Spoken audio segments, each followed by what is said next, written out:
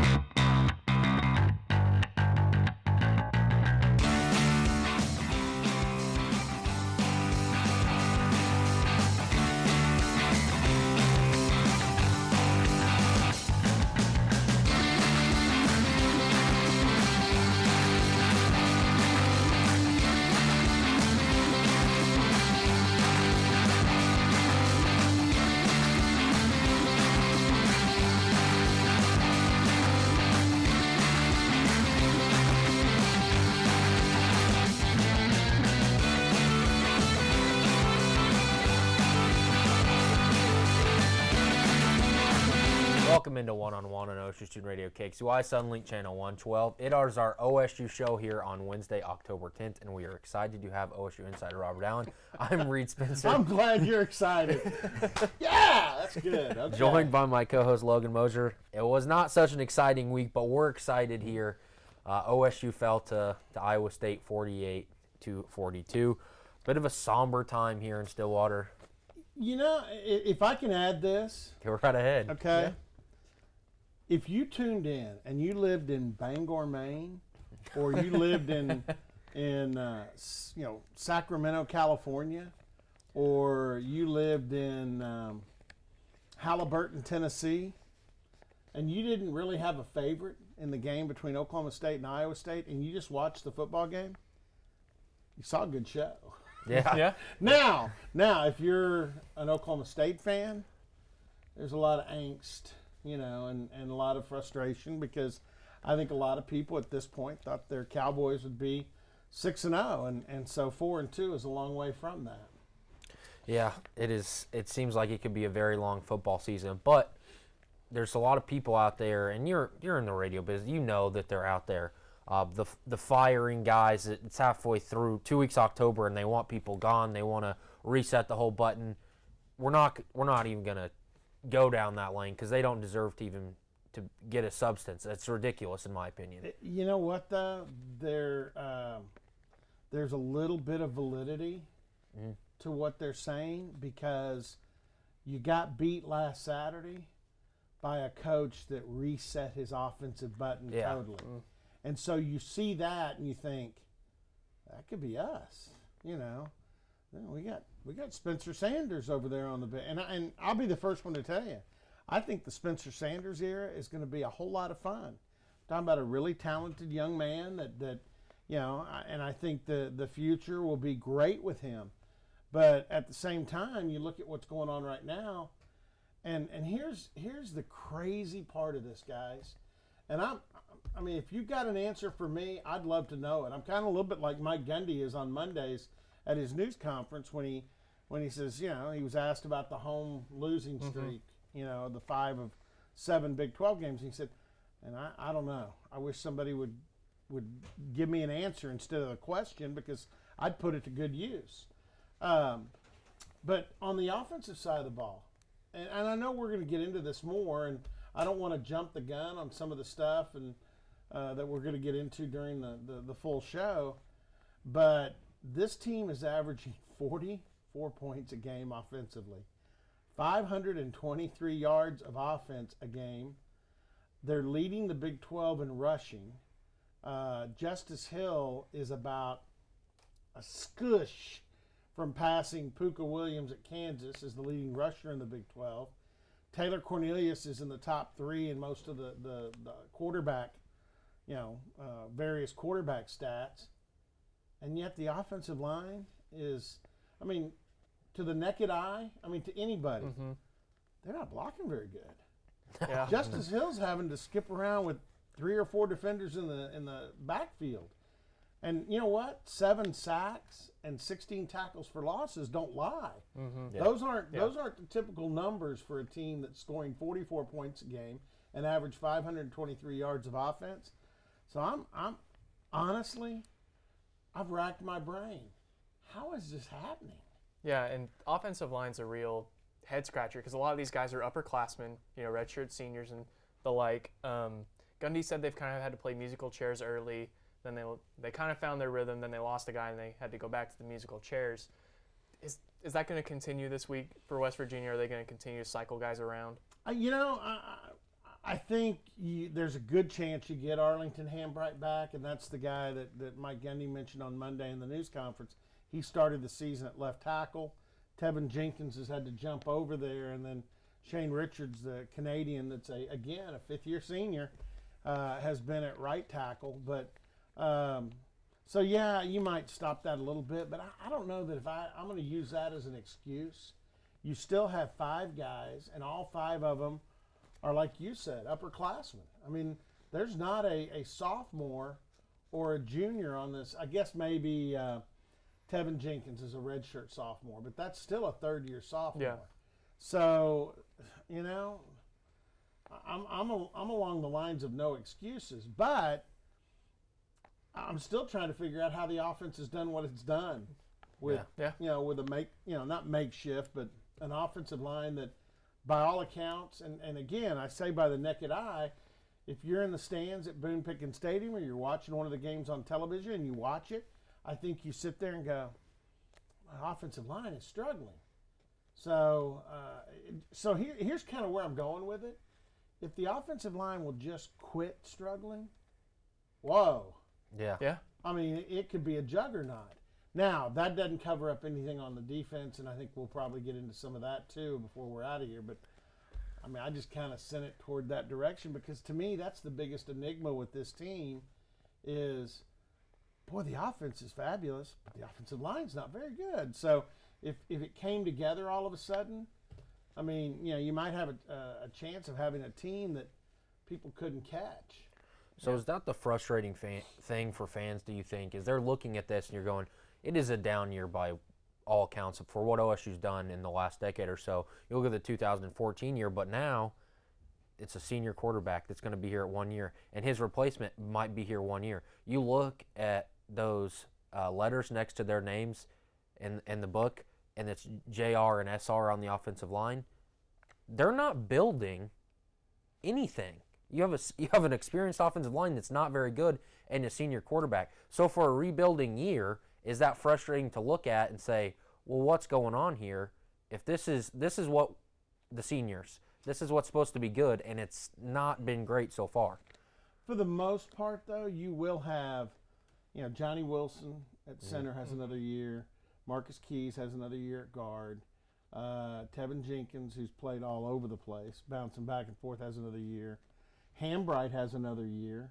So you are in a way you are building. And then here's what's going on behind the scenes. Behind the scenes, Josh Henson brought in a really talented group of 5 offensive linemen in the recent recruiting class, and now we're kind of. This is the kind of thing you talk about when there's nothing left to play for. And I still think there's something left to play for. So let's remember that too. But Jacob Farrell is a big kid from Sulphur, Oklahoma that had shoulder surgery that I saw back out this week for the first time just watching practice with a practice jersey on. He's not going, he's rehabbing that shoulder. Huge, athletic. I think he's going to be a tremendous guy. You got Hunter Woodard from Tuscola, Illinois. That's a big kid that'll be a guard. Bryce Bray from Bixby is in that class. He's a big tackle. Tyrese Williams. And by the way, Tyrese Williams has played in a game this year. He played in the Missouri State game. Thought he might be the backup center, but he's just a freshman. He's going to be good. He's out of the Houston area. And then you've got Hunter Anthony, who was here in the spring, ran second team in the spring, but now is playing scout team. That group of 5 could literally be a starting offensive line in another year or two. And they are working in practice and building. So even though you may not see building going on Saturdays, building's going on all the time during the week. And you know, you bring up a great point because, you know, at this point at 4-2, it's not mathematically out of the equation that you'd be in the Big 12 championship game. And let's be honest, Texas beat Oklahoma. I know we're going to get into Big 12 results. This league's beating everybody up. You got to be pretty good the rest of the way when you've already got 2 conference losses.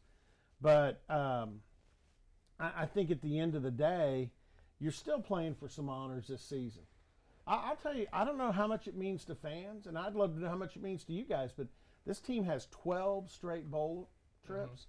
I want it to be 13. Yeah, and you look back at getting Mason Rudolph and what could have been. I've heard you say that on radio. What could have been that Mason Rudolph's freshman year? There's no telling where this program's at. But I want to talk about the Big 12 and what happened before we get into the offense after we come back from the break. Speaking of people not coming back, Mike Stoops is not going to come back, but we'll get into that in the next segment after a word from our sponsors. We'll be right back on One-on-One, Ocean Student Radio, KXUI, Suddenlink, Channel 112. He was doing a countdown. I'm like, should I pitch to break? We're there for you. Tinker Federal Credit Union and OSU. Determining your future by selecting a major can be difficult. It's okay to be undecided. Connect with the College of Arts and Sciences, where your options are endless. Where you can uncover your passions and achieve your goals. Express your creativity by exploring a career in the visual and performing arts.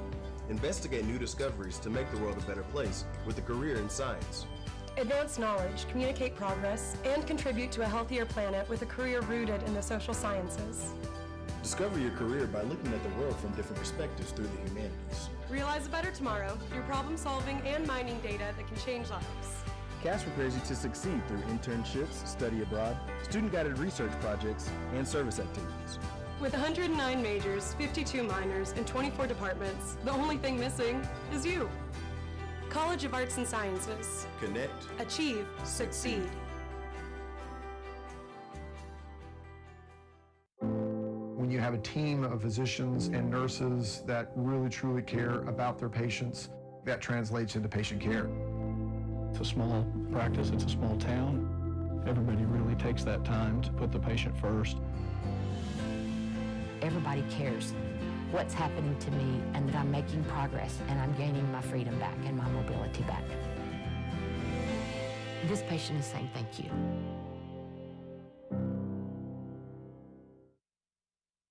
This spring, I invite you to shop in downtown Stillwater.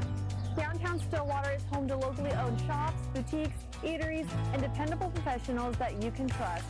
Find the perfect gift for your graduate, have a delicious meal with mom, or just stop in to enjoy great spring savings. By creating a demand for local goods and services, you can ensure a place for the local businesses that help give our community character and keep it unique. On behalf of Downtown Stillwater, thank you for shopping local.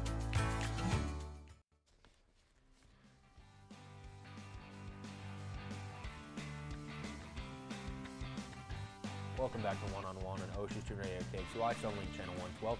I'm Reed Spencer, joined by my co-host Logan Mosier, and the OSU insider, the most knowledgeable of them all, Robert Allen. It gets thicker in here every week. That's okay. But before we break down what happened offensively on Saturday, the 42-point production by Oklahoma State offense, I want to talk about what happened in the Big 12, because the Red River rivalry was one of the biggest in the country, obviously the biggest in the conference, and Texas was up by 21 in the fourth quarter. OU came all the way back, and Dicker, the kicker, Cameron Dicker, I mean, he's a god in Austin, at least this week. Kicks the kick with 9 seconds left, to win 48-45. What does this mean for the Sooners? Oh, I mean, everything's in their grasp. I mean, as long as they keep winning, they'll have a chance to go back and play Texas in a rematch or whoever if Texas falls. So, I mean, as far as the college football playoff, puts a big dent in that. But I never thought, guys, going into this season, this was going to be a college football playoff year for a Big 12 team.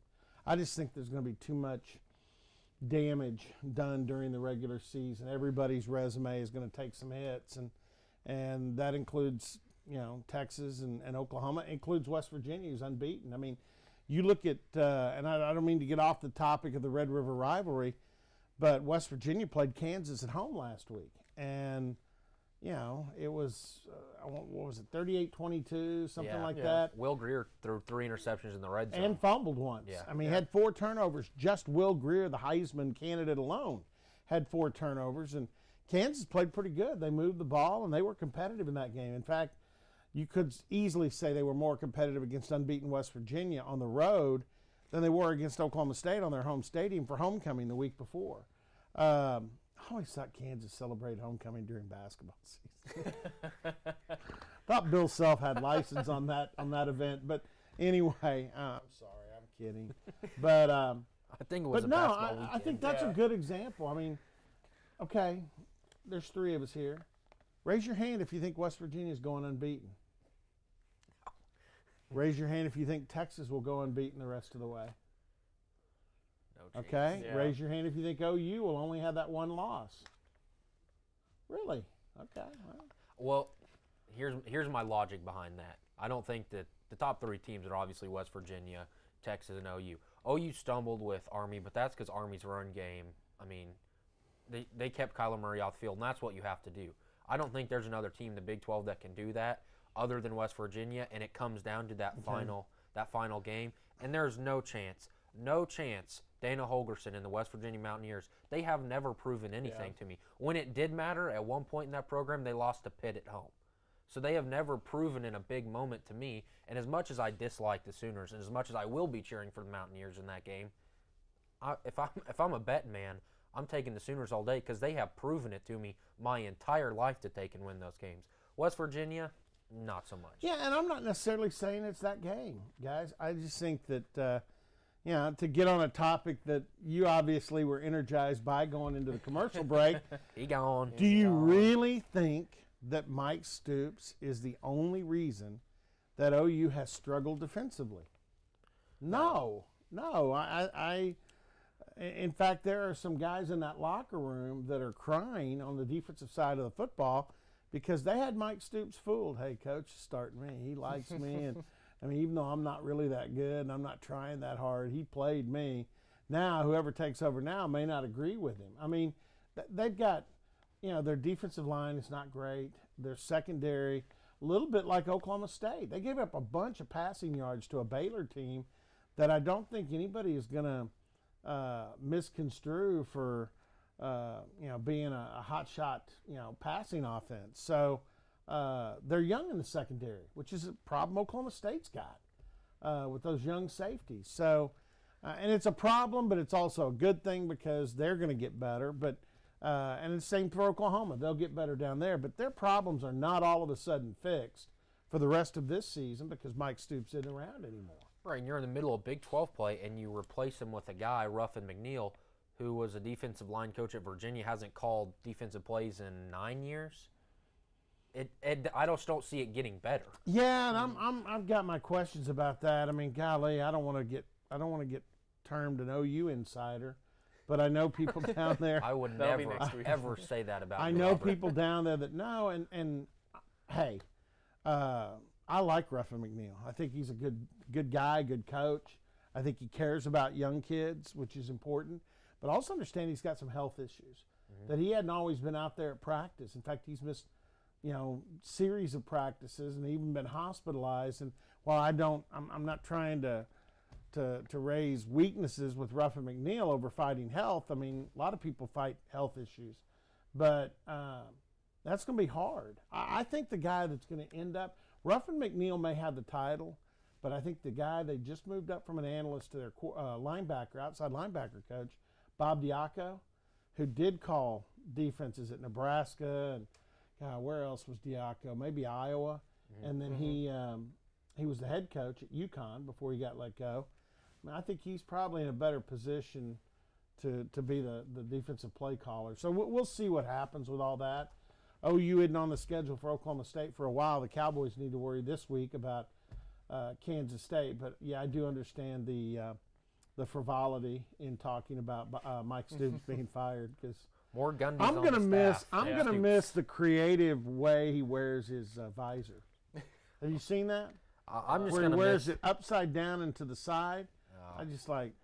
I'm gonna miss the deadpan to him, infuriated in the booth. But anyways, there's more Gundys on the staff in Norman than there is Stoops. Never thought we would see that. Boy, you got a point there, because Mike's brother Kale and his son KC are both on staff. I forgot about that. That's sharp. I try, Robert. I There try. you go. But let's shift it back to here in Stillwater. Okay. Last weekend, I'm just going to go out and say it. Taylor Cornelius played really well for running for his life. The deep balls were, he threw it well Saturday. Obviously wasn't enough to win, but I know we've talked about him a little bit, but let's start there because it is the weakness. The offensive line. How can it get better? You know what? Offensive line is one of those positions that I think can improve immensely in a short period of time. And I'll tell you why. Especially when you got a group of older guys. All right, these guys have been in the weight room with Rob Glass and his staff for a long time. They're strong. I mean, you look at Larry Williams and Arlington Hambright and Johnny Wilson. Those guys look the part. Okay, 50% of offensive line play, in my opinion, is ability and technique. I don't see any real problems with it. I think, like I said, they're all big and strong.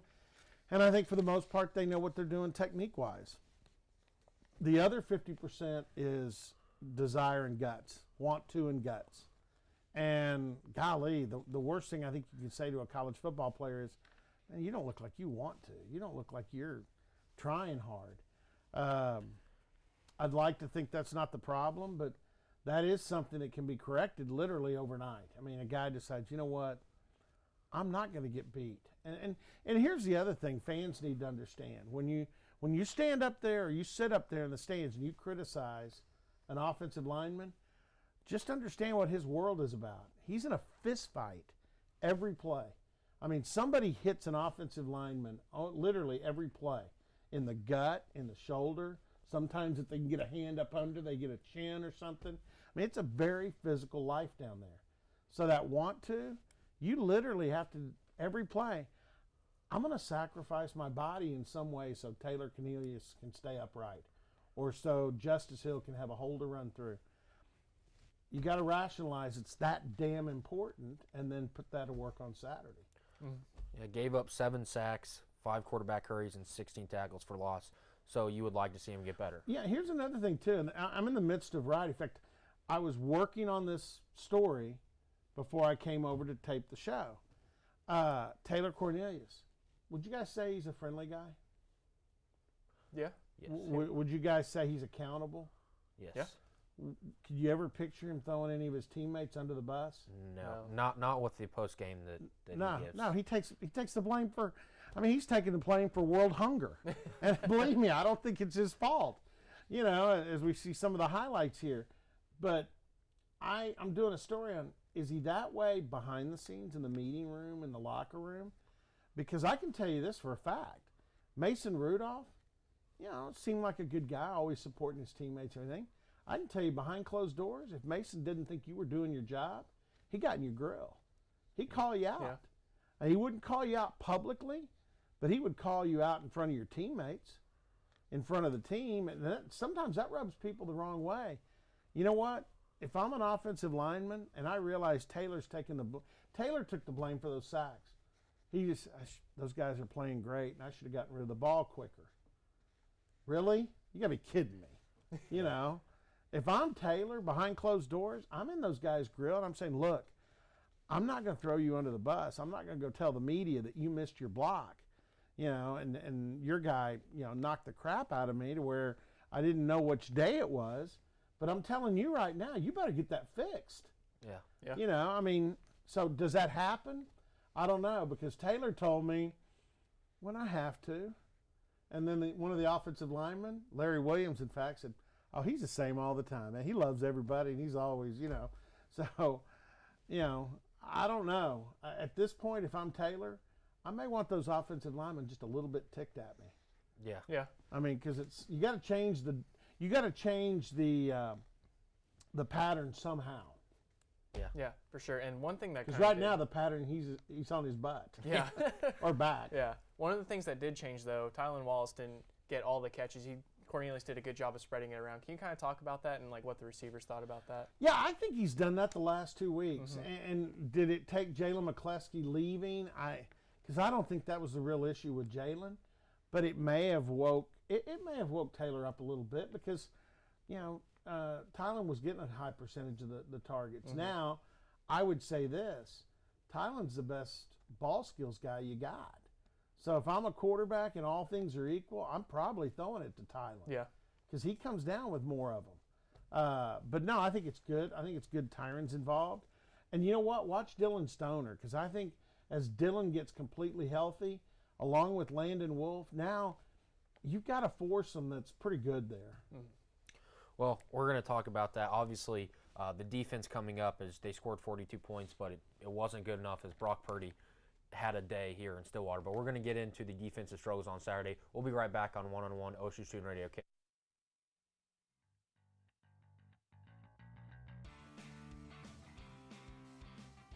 One-on-One is brought to you by Oklahoma Christian University. Get your master's degree in accounting, business administration, theology, engineering, computer science, or cybersecurity from Oklahoma Christian University. Apply at oc.edu/grad. Oklahoma University is committed to offering the best graduate school experience we possibly can. Come learn and grow with us. And The Table. Stop by The Table on Thursdays at 8 p.m. to join their Bible study. Shoot Rachel an email at rachel@thetableosu.com for more information. We'll be right back.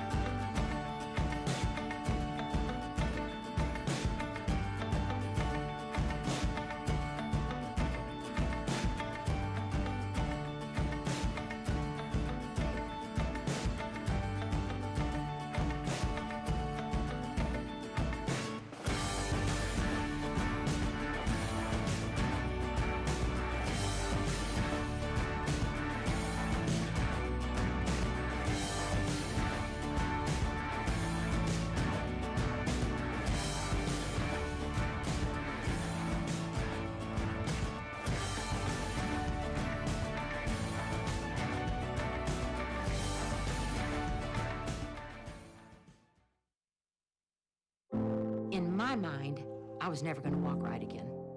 Before we were through, we had walked 23 steps.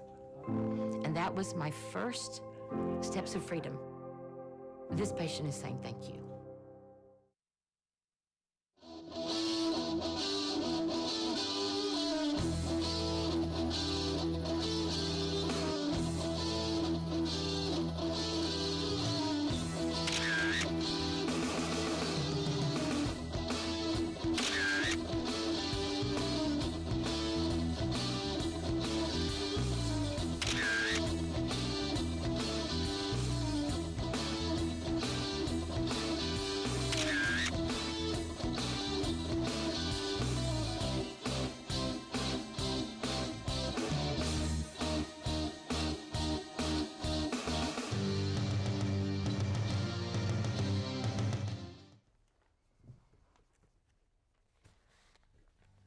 Welcome back to One on One on OSU Student Radio KTUI, Sunlink Channel 112.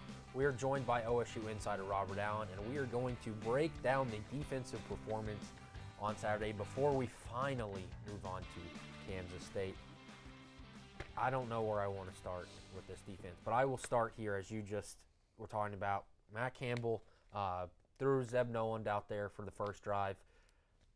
The 3-and-out, OSU scores. Jelani Woods, who we talked about last week, gets involved, and I'm kind of sitting there rubbing my hands together going, the worries are gone.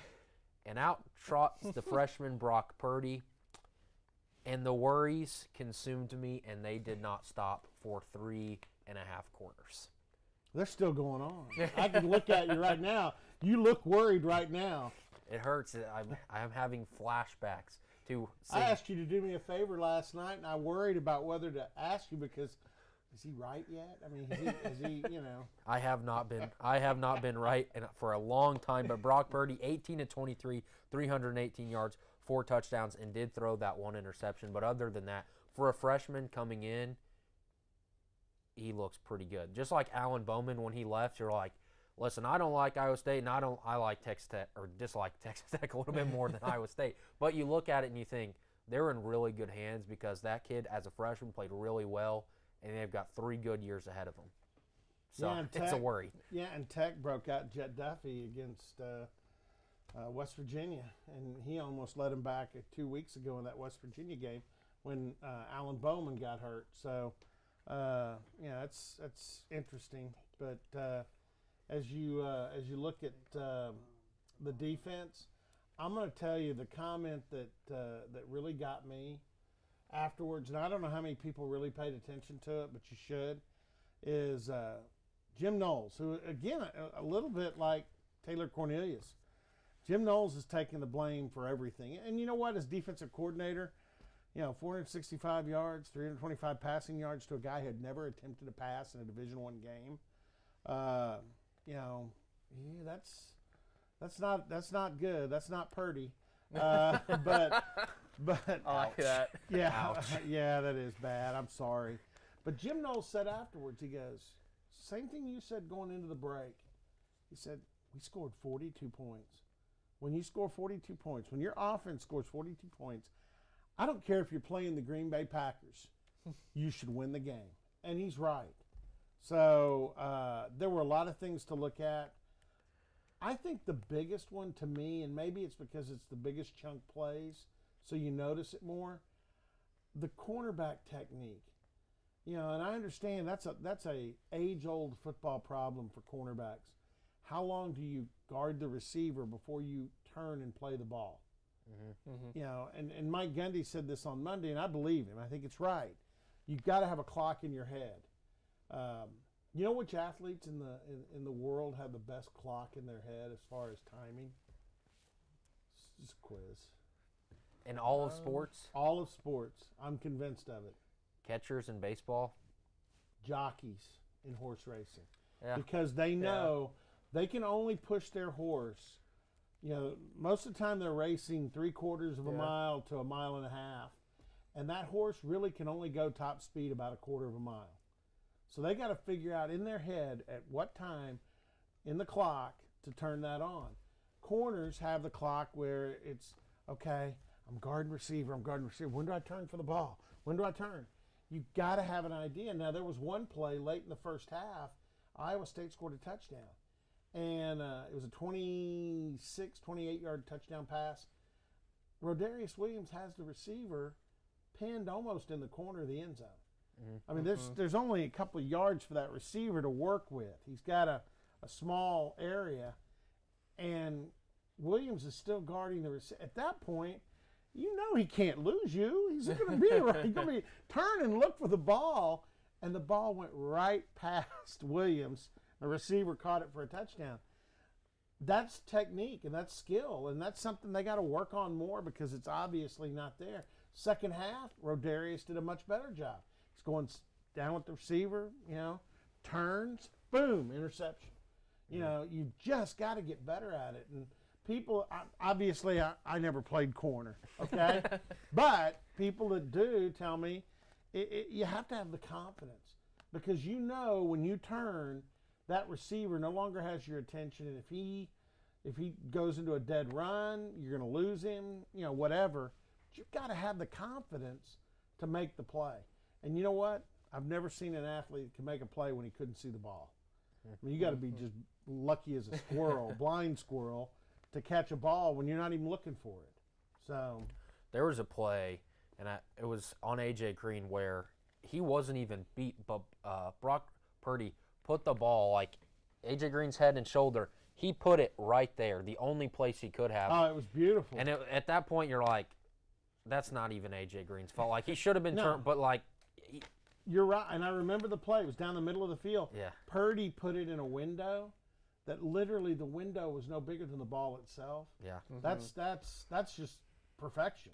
Yeah. You got to give the kid credit on that. It's it's a little bit. Well, I'm not going to go there.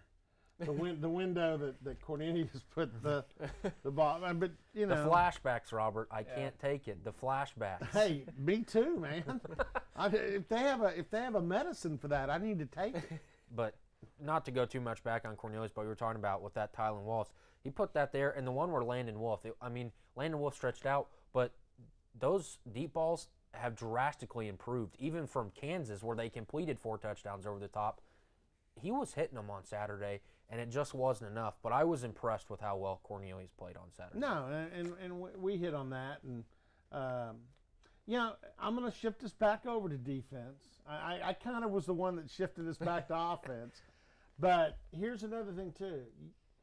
We talk about the corner play and the young safeties got confused a few times with their eyes and lost receivers. What about the pass rush? There's 2 ways to defend a pass. Now, Purdy's mobile. He's a mobile quarterback, which made it a little harder. But for some reason, and the Cowboys got several sacks, but for some reason they weren't getting them as often. Brailford and Enoch Smith and Trey Carter got the first one, but that was on that first series against Zeb Nolan. In fact, I'm almost ready to accuse Iowa State of letting him come through and get the sack, because I just keep thinking they wanted to hook it, OSU, kind of like you were, and me too. You said you were rubbing your hands, going, "This is good. This is good." 5-1. I was on the sidelines going, because I had made up. I'm not even going to tell you what my prediction was on the score last week. Okay, I'm not going to tell you because that's how embarrassed and how far off I was. But when I saw that first series and then OSU go down the field and score, I was thinking in my head, I didn't make it enough. Yeah. I didn't give it the margins. I picked it too close, and my margin was 33 points. Oh. So no, this is going to get more out of shape than that. No. Well, Iowa State and we kind of talked about it last week. As bad as they were, the 1-3, struggling the way they did, but Matt Campbell is a good coach. Do you think I keep thinking we're making people more sick out there. we probably are. One thing that they were good on with Iowa State is 3-11 on 3rd down. But unfortunately, Iowa State didn't have a lot of 3rd downs. They went for it on 4th down at one time and got it. But David Montgomery's not there.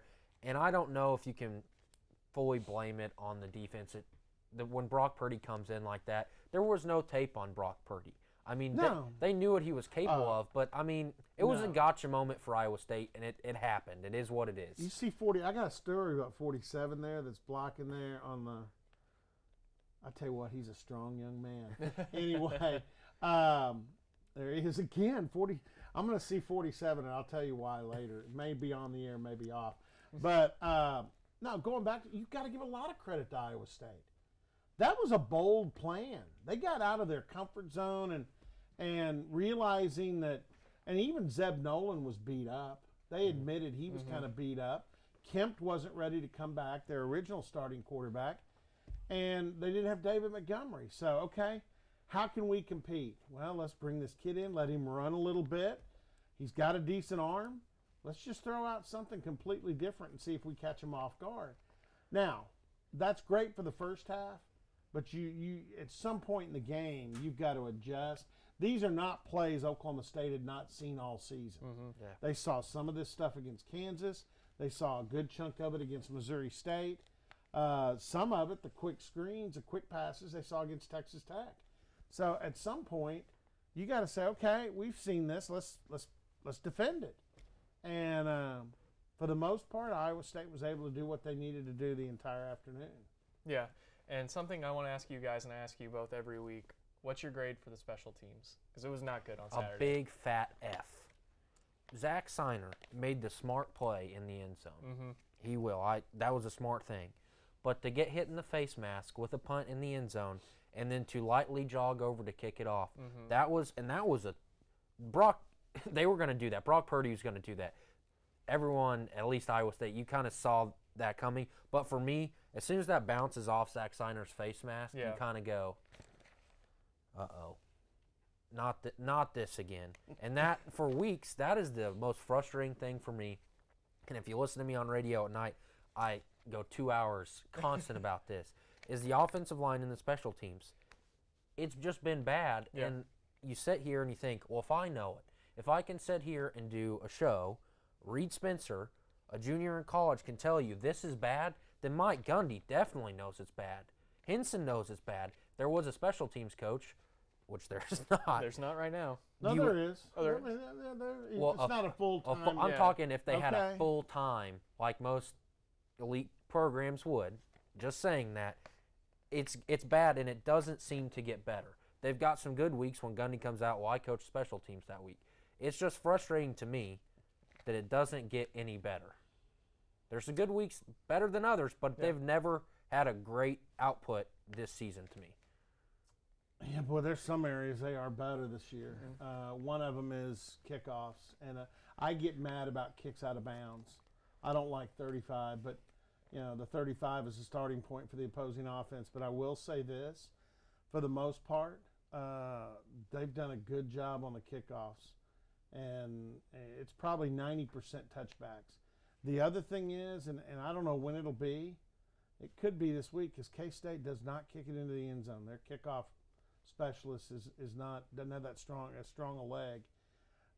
Chuba Hubbard is this close to breaking one off. Yeah, so there are areas, and you know what? Understand about Zach Seiner. Talk to him about it this week. I mean, he's sincerely, upset about it. Doesn't know why it happened. Said it was a great snap. I mean, said everything you said there, except maybe not quite as much mustard in it, or enthusiasm. He was much more solemn than you were. That's what I'm trying to say. But I think the special teams overall are a little bit better. I do. But last week was not good. Not good. And that's something that going in that we'll talk about before we take a break here is as bad as K-State is Bill Snyder. But Bill Snyder, though, when you look at the history of this Mike Gundy, Bill Snyder thing, special teams, Snyder's not this year. They are griping like they're saying worse than what you're saying. Well, Bill Snyder is not in a good mood. We're not in a good mood right now, but we'll see. We're going to get into K-State after break. You're watching One-on-One on Ocean Radio, KXEY, Suddenlink, Channel 112. One-on-One is brought to you by Oklahoma Air National Guard. Contact Oklahoma Air National Guard at 800-GO-TO-ANG or visit their website at goang.com/OK for more information about how to get 100% college tuition. And Unitarian Universalist Church. If you're looking for a church home, visit Unitarian Universalist Church of Stillwater, located at 320 South Stallard Street. They offer an alternative spiritual path and welcome all races, religions, and beliefs. They are also LGBTQ friendly. Services every Sunday at 10:30. We'll be right back.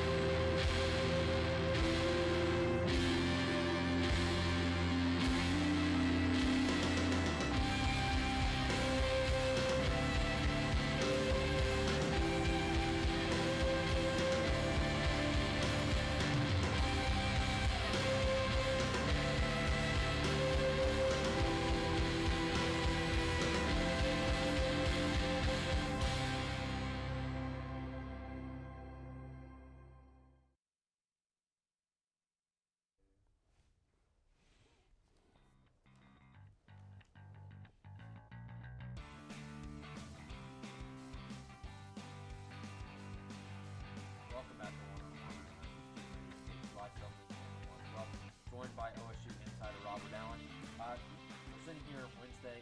Thoughts and prayers to our Yankees fans out there. The Red Sox took them down last night. Jason Colicchio, we are thinking about you. It will get better. Spring training is just you know around what? the corner. The Astros will get him some revenge. Yeah. I got the Astros in the American League Championship Series. What about the NL? I don't like either one of them. I mean, the lesser of two evils, probably the Dodgers.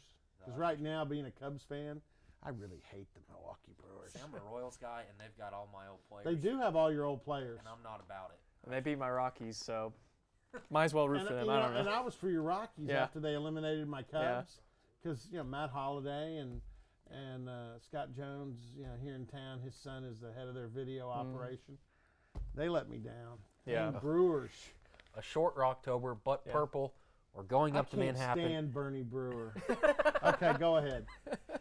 Speaking of purple, I just thought Robert going down the slide. You need to go down the slide at Miller Park. Miller Park. No. Only if it's after the Cubs clinch a series against the Brewers for some reason. Hey, you never know what can happen next year. But up in Manhattan, the Little Apple, the 2-3 Kansas State Wildcats, as we just talked about, Bill Snyder 2-4. 2-4.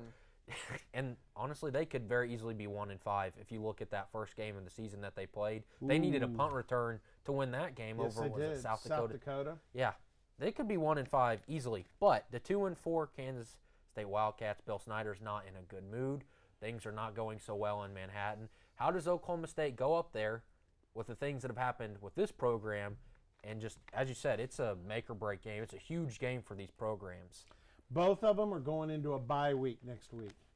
And I can tell you from experience, the worst thing going into a bye week is to come in off a loss, because that loss settles for 2 weeks and you don't have a chance to get the taste out of your mouth. And both these teams, in their opinion, have already lost too many games to begin with. K-State had a players-only meeting earlier this week with the blessing of Bill Snyder. So they're trying to reset that way. Oklahoma State has had what I would consider an aggressive week of practice. I'm not saying they've gone out and banged heads every day, but I think they have they've kind of accelerated the tempo. They've gone a little bit longer. I mean, at least it's felt like it's gone a little longer to me. So both these teams have an urgency about them, and I would say Saturday nearing kickoff, guys, there'll be some desperation in the air, because if K-State loses, they're 2-5 going into a bye week, and they still have OU, TCU. In fact, TCU is their first game back. They have OU, TCU, Iowa State. They have some competitive games up ahead for them that I would say this is bowl eligibility. If they can't win this one, probably not going to be bowl eligible. Oklahoma State still could be. There's a margin for error there a little bit more with Oklahoma State. But let's remember what the November schedule is. It's after Texas for homecoming at the end of October. November is Baylor, Oklahoma, West Virginia, and TCU. Not a cupcake schedule. So again, and here's two programs too. And we said this earlier. I brought this up. The bowl streaks. Mm-hmm. They have a streak of 8 years in a row, and they've got one before that was even longer.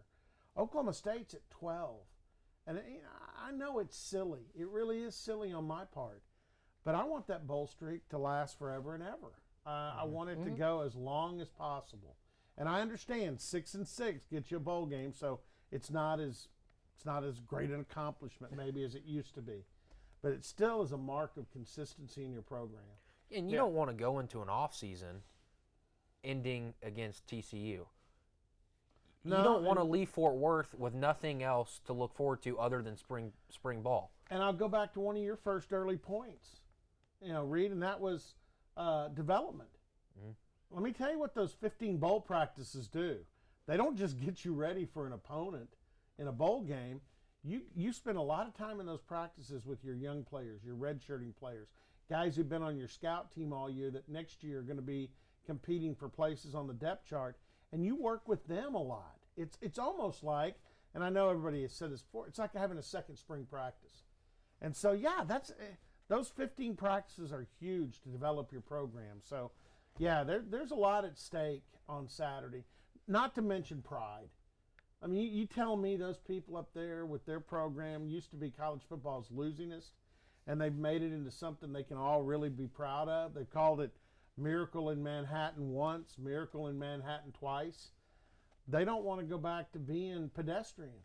And Oklahoma State fans, God, I can remember years where 4-2 at this stage of the game, people have been doing cart flips down 6th Avenue, you know. Yeah. But not anymore. That's not the expectation. Yeah. So, you know, and that's a good thing. Yeah. So, yeah, I mean, these are two programs Saturday. I realize game day is not going to spend a lot of time, if any, on this game. But this is really, for the two schools involved, this is a damn huge football game. Yeah, for sure. And, you know, we advise people not to bet on college athletes, but if you look at the spread, it's 6.5. We're favored by 6.5. And I just like to use that as a gauge for how close it's going to be. Is that accurate? Is this a less than a touchdown football game? Well, it has been for a long time. I mean, even last year when I thought K-State was going to railroad Oklahoma State right out of their own yard, OSU closed in a fury and had a chance there at the end. The games in Manhattan are the ones that have, I mean, my wife's going with me to the game, and she reminded me of the last time she went. OSU had like a 17-point lead in the fourth quarter, and K-State came back and won. And she's like, boy, I sure hope that doesn't follow me and come back. I said, no, honey, if OSU loses Saturday, it will not be your fault, I promise. So a lot of times Oklahoma State in here in Stillwater against Kansas State, and they've gone to Manhattan. Hunziker has been able to use the Cardiac Cowboys term a lot in these games because, was it 2 years ago when we went to Manhattan, they won Jordan Stearns, the interception. Interception in the end zone. And OSU's up by 6, so K-State's gunning for the victory there. Yeah. Oh yeah, that's what I'm saying. And 2011. If you have nitroglycerin tablets, you know, prescribed, do not forget them because you will need them. If you're prone to heart issues, you need to. If you have high blood pressure, take your blood pressure medication because this OSU K-State games have not been for the faint football fan. Yeah, they are fun to watch. Certainly, you always want to see Oklahoma State win. But Oklahoma State total defense is number 74 in the country. K-State 97 in total defense. We're giving up 390 yards per game, 5.3 a play. K-State, on the other hand, 422 a game and 5.75 per play. We are 13th in total offense. They are 111th. Excuse me. It's a big in number. total. Yeah. Oklahoma State averaging 523.3 yards per game, 7 yards per play, 28 allowed per game, and 44 points scored. K-State, 345 allowed per game and 5.4 per play, or on offense, excuse me. They're scoring 27 points, or 22, and allowing 27. So if you look at that alone, and that's not how you define a football game, because rarely do you look at stats like that and it works when you're playing another Power 5 team. But Oklahoma State is winning in these categories. Is that going to make a difference Saturday? Well, here's the one thing I think can make a difference. Oklahoma State's more explosive on offense. I mean, if you just get some cooperation, get the offensive line blocks, has an average blocking day. Oklahoma State's got more explosion and scoring with the football, period. Those numbers can be skewed. Like you said, you can't just take those numbers because K-State has played, you know, Mississippi State was a tough game. I'm not going to say South Dakota and UTSA. In fact, UTSA is awful. But then in their conference games, they did play West Virginia, and that was on the road. And then Baylor, is better. Baylor's better. So that said, would I give? I don't know. It's close, but K-State may have played a little bit more difficult to schedule. And so that skews the numbers a little bit. But the one number that there is no skewing this. Oklahoma State has the potential to be much more explosive on offense than what K-State does. That has to be the difference maker. So for that to happen, Jim Knowles we need to take Jim Knowles at his word. You know, this isn't the Green Bay Packers, it's the K-State Wildcats, and if Oklahoma State scores 42 points, they should win the game. Yeah, let me throw some more numbers at you from last week. OSU gave up 3 passes for more than 40 yards last week. Does Kansas State have the athletes, just flat out, do they have the athletes at wide receiver to make this secondary pay. Well, the quarterback is the same one that did it last year to you, but he doesn't have. God, I'm trying to think of the name of the kid last year, the wide receiver, that Prince, wasn't it? Something like that. Yeah, I think it was Prince Yeah, something, but he had a day in Stillwater. He did have a day. Junior college guy that was really a terrific player. But they do have Isaiah Zuber. And Zuber is athletic enough. He's 6 foot, 183. He can fly. He's a punt and kick returner. So, yeah, if the corners don't do a better job of technique, Skylar Thompson has shown us before. You know, he was one of the original quarterbacks. He said, who is that guy? What did he, how did he do that? Yeah, you know, third string at the time last year. Yeah, third string. And Zeb Nolan did it in Ames, and OSU survived that. But so, yeah, they can. But you got to help them. I think you have to help them a little bit. I don't think they can do it without help. So you look at what the offense, the explosion that you're talking about. One thing that we haven't really seen since, South Alabama and Missouri State is that 4-back Justice League of the speed of Justice Hill and Chuba Hubbard, and then getting, punching somebody in the mouth with LD and JD. Are they healthy enough to use those 4 guys? And if they are healthy, will they use them? Yeah, I think the coaches honestly have been the ones to take the blame for not getting all 4 backs. Now, LD is back from injury. He was injured and not ready for a couple of weeks. I think the one they really want to get some action into is JD, because he gives you a change of pace. Maybe not quite as quick as either Justice or as explosive as Chuba, but he's so doggone strong. I mean, you have the perfect tackle position on him, and you may get cleats in your face. I mean, he'll just run you down. So I think they do want to get him more involved. And here's another thing, guys, I'm going to throw out there. I think you got to get Taylor some more carries. I think you need to, I don't want him carrying like 15 times.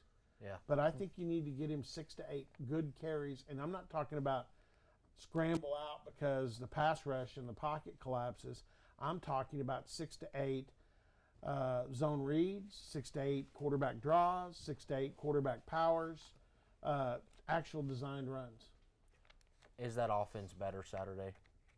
OSU? Offensive line, excuse me. Is the offensive line better Saturday? I hope so. Yeah. I mean, yeah, and here's the thing. I went through the recruiting class. They're freshmen. Josh Henson is a good coach. I mean, I'm not going to sit here and say, you had this problem in the past. Have there been some offensive line coaches at OSU that shouldn't have been here? In my opinion, yes. But Josh Henson is one that I think is, the guy's also been an offensive coordinator. I think he and Mike Yursich are on the same page. I think they work well together. I'll tell you another, Casey Dunn, the wide receivers coach, I think is a big player in that group as well. So, yeah, I do think the offensive line will play better, but if you're asking me, can I guarantee it? No, because the sample size I've seen hadn't been great. Well, it's another homecoming game that they have to go up to, the Sunflower State. Unbelievable. Everybody is scheduling Oklahoma State for homecoming. But we do have a bye week, and then we get into Texas. But certainly the important one is at 11 o'clock at K-State on Saturday. So thank you for coming in. We'll be back next Wednesday to talk about this and probably just give a mid-season recap of everything that's happened, and hopefully we're talking about a 5-2 Oklahoma State Cowboys team. Well, watch the Cowboys or travel up to Manhattan. Thank you for watching One-on-One. We'll be back on Friday. You've been watching One-on-One on OSU Student Radio, KXUI Sunlink Channel 112. Determining your future by selecting a major can be difficult. It's okay to be undecided. Connect with the College of Arts and Sciences, where your options are endless. Where you can uncover your passions and achieve your goals. Express your creativity by exploring a career in the visual and performing arts. Investigate new discoveries to make the world a better place with a career in science. Advance knowledge, communicate progress, and contribute to a healthier planet with a career rooted in the social sciences.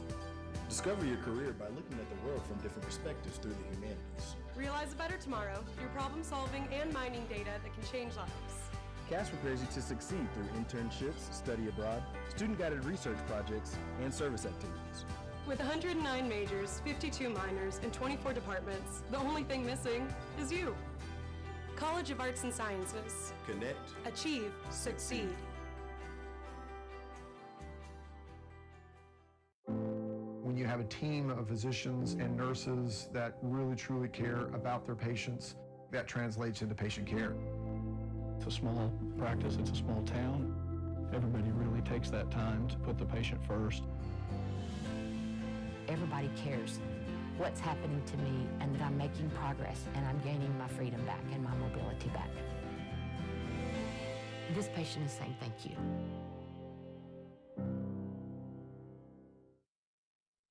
This spring, I invite you to shop in downtown Stillwater. Downtown Stillwater is home to locally owned shops, boutiques, eateries, and dependable professionals that you can trust. Find the perfect gift for your graduate, have a delicious meal with mom, or just stop in to enjoy great spring savings. By creating a demand for local goods and services, you can ensure a place for the local businesses that help give our community character and keep it unique.